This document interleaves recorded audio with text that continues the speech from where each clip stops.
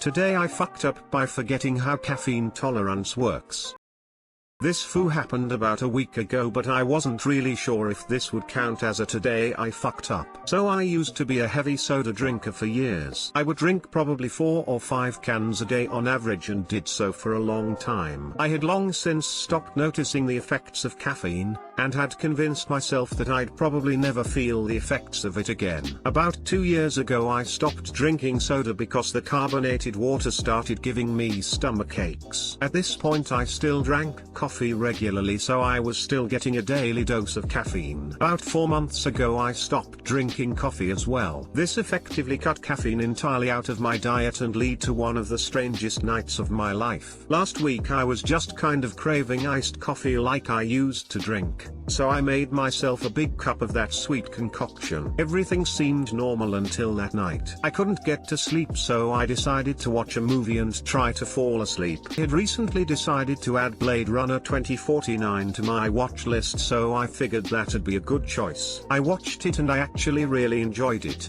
but I still wasn't close to being tired. So I decided to watch another movie. I had recently watched 2001, so I decided that I was in a Kubrick mood and started into Drive. Strangelove. Again, really enjoyed the movie, but still found myself restless. This point, till 4 a.m. I knew I had to get to sleep, so I lay down in bed and tried to relax. It was miserable. I felt burning hot. I could feel my heartbeat, and my mind was going a mile a minute. And then I reached a seemingly perfect intersection of tired brain and caffeine-fueled brain, and I was doomed. Out of nowhere I began obsessing about the plot of BR 2049. I was so intensely absorbed in how Kay, or Joe, was seemingly non-essential to the story, and I could literally not take my mind off of it. Unfortunately that didn't last long, because soon after, and I have absolutely no idea how I got to this point, I began formulating this amazing theory about the dimensional structure of the universe. You probably don't care about the specifics, but it involved a universe with 5 spatial dimensions, and the idea that some time-related force, I know, I'm an idiot, kicked off the beginning of the universe. I thought that I was a genius, and not just a genius. I thought that I was literally the smartest person on the planet, maybe in the history of humanity, in that moment. I was already planning out my Nobel Prize acceptance speech. Then it hit me. This idea was so brilliantly simple that I couldn't have been the first person to think of this. I started freaking out. I began thinking that the government for some reason had been executing everyone who had ever developed this idea. That somehow they could read my thoughts and were already on their way to take me out. So what was my next genius move? Well, of course it was to cradle into a nice little ball, cover myself with my comforter, get into the nearest corner, and await my inevitable death. And thus, with my heart pounding, my mind racing, and nearly trembling with fear, I spent the rest of the night, morning really, hunched over in the corner of my room, regretting being such a genius that the US government could no longer allow me to live. It wasn't until I woke up that I calmed down and realized just how fucking stupid I am. I know this is probably a lot more tame than some today I fucked up stories, but it was legitimately one of the most bizarre experiences of my life, so I thought I would share. Too long didn't read. Drank some coffee after losing my caffeine tolerance, became the world's leading expert in gibberish physics, and spent a couple hours curled up fearing for my life because I feared the government was after me. Alternate too long didn't read, Dr. Intolerance, or how I stopped drinking coffee and might have given myself a panic attack. Did you not have the soul-crushing headaches after eliminating caffeine? That third day kills you. Was fine going cold turkey from caffeine, after a pot of coffee a day habit. That is until the third day, cue worst migraine of my life. I didn't leave bed for 36 hours. Did your coffee happen to be spiked with amphetamine? I once believed in solipsism after reading Do Androids Dream of Electric Sheep, the book that sorta became Blade Runner, while drinking and after an international flight. I became convinced that the universe outside my hotel room didn't exist. I carefully opened the door, found that the outside world appeared to still exist in spite of my disbelief, and stopped believing in solipsism. I tried to replicate that a year later with another Philip K. Dick book and comparable amounts of alcohol and flying, but with no success. Same. I was sleep deprived and so many marijuanas that I thought the universe was a simulation. California isn't real. After all, how could it be real if you've never been there? You know, just like Finland. So I was about to hightail my ass out of home and drive to the other side of the country on a psychotic hunch. Thankfully I calmed myself down. Never left my room. But I hallucinated humans as really disgusting creatures. Like, isn't it funny how you wake up, shower, and change into similar clothing to your coworkers every fucking work day? You don't see it, you don't feel it. But they go though almost the same shit every start of day. Stimulants plus sleep deprivation can lead to some pretty wild places. You're alright, just lay off the substances. Happen to be bipolar? This sounds much like a manic episode. I'm a physics professor and I frequently get future Nobel Prize winners emailing me their ideas. One is a former student of mine with bipolar. They always contact me while in their manic phase, and it sounds much like what you wrote. Today I fucked up by letting out the most obnoxious sneeze in the history of conference calls. This happened 20 minutes ago as I write this. I'm a middle manager for a very well-known international company. We are on a COVID-19 update call with our entire US sales organization with some very high-level VPs, all directors and managers, all of our field-level salespeople, and our US Chief Commercial Officer. Before I dive into what I did, I'll just share that I have a habit of trying to annoy my wife and make my kids, 4 and 2, laugh by overemphasizing all of my bodily functions. For example, I will yawn unnecessarily loud and say I at the end or burp while simultaneously trying to say my ABCs. Annoying, I know. My sense of humor is that of a 10-year-old. Back to the call. I always make it a point to mute myself immediately on any call. All of our calls are on Skype, audio only, so you can see exactly who's talking at any time. So this time, like usual, I hit mute when I joined the call. Just as the facilitator was about to kick things off, I can hear my wife in the next room right as I feel a sneeze coming on. As loud as I can, I let out the loudest sneeze possible while simultaneously belting out ah.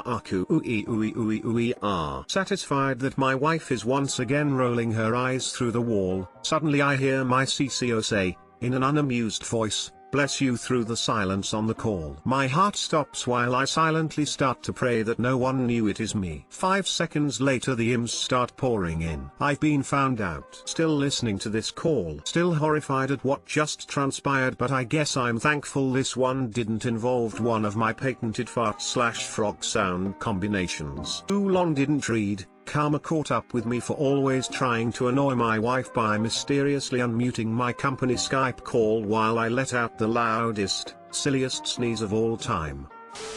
At least you don't sneeze like my dad and go at you shit.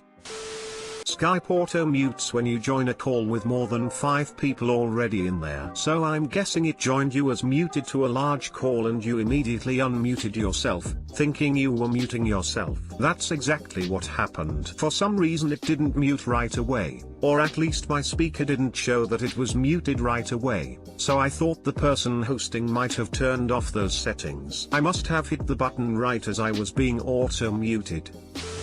Whoop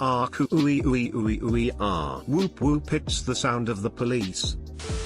I farted during a conference call, forgetting I wasn't muted, and watched in horror as all of my co-workers' faces indicated that they heard it but were trying to remain professional. I wish I had been recording the screen, it was epic. Thankfully, nobody has said a word. I'm still blushing and it's been a few weeks. I used to say pica before I sneezed as a kid, so it came out like Pikachu. Have unthinkingly done this as an adult. People heard. Did they hear about the girl with the prosthetic leg too? Today I fucked up by not identifying epilepsy my whole life.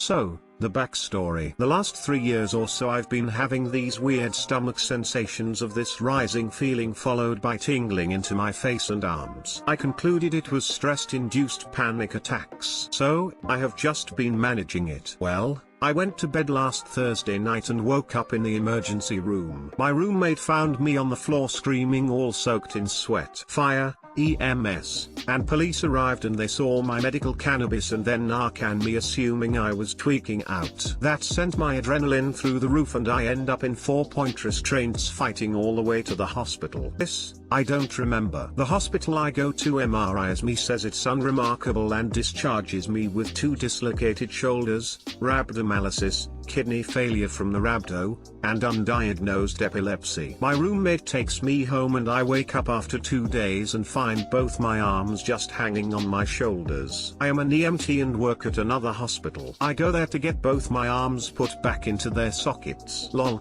this is so messed up. I am on vacation. Go to the ER with just my arms in mind. The ER physician was fucking amazing and heard me describe rhabdo without even realizing what all my pain was. See, my arms didn't hurt much because my body was in shock the whole time. Which brings me to my FU. I have had epilepsy my whole life. There are some days I'll wake up and feel like I worked out all night. My arms and shoulders would hurt like crazy. So, I'd just take ibuprofen and work through the pain. Turns out I've been having full grand mal seizures in my sleep, dislocating my shoulders this whole time and not even realizing it. Now work is giving me 26 weeks off and paying for shoulder surgery, which is crazy to me, cause I feel fine right now, but only because I am so used to the pain. Lol, the doctors were shocked I didn't want more pain meds when I was in the hospital. Honestly, I am relieved I now know the reason for this chronic pain. I gotta take Keppra forever, but I'll take it considering the other things it could have been. Too long didn't read.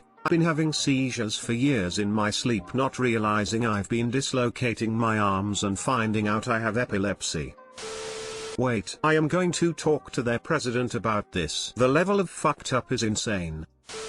I have a very similar story. I was just diagnosed last summer at 33 years old. People, myself included, thought I was crazy because my memory was so bad. It's still bad, but at least I know now. I know it can be pretty rough at first. Knowing is so much better than not knowing. So glad it didn't turn out any worse and that you seem to be doing okay. Keppra is pretty strong at first, but it does work. If you ever feel like talking, feel free to message me. Thanks man. Yup. 36 here. The first description in your first paragraph sounds like focal seizures. I have those and take Keppra too. Could be a good idea to keep a seizure diary as there are a lot of different seizure types. Man, I was so relieved when the neurologist told me this. Those can get pretty scary. I've sat in locked bathrooms unaware of what this thing happening was. With that fear and feeling of, is this the end?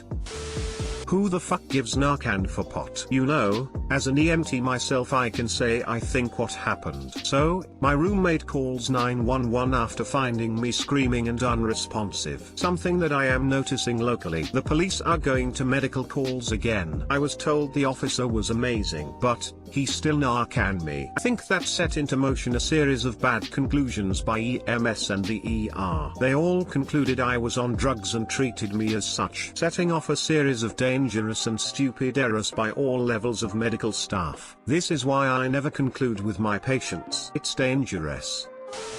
I was on Keppra for the first 5 years after my diagnosis. It isn't bad, but I'd consider Lamictal if you think the Keppra might be affecting your mood. I realized it was, and the switch has made me happier. Relying on a medication sucks, but I'm just thankful to live in a time where it's an option and an effective one at that. Probably way too early to be considering other meds considering it's all new to you, but just something to keep in mind farther down the road. I was going to research this. Thank you. I do feel medicated.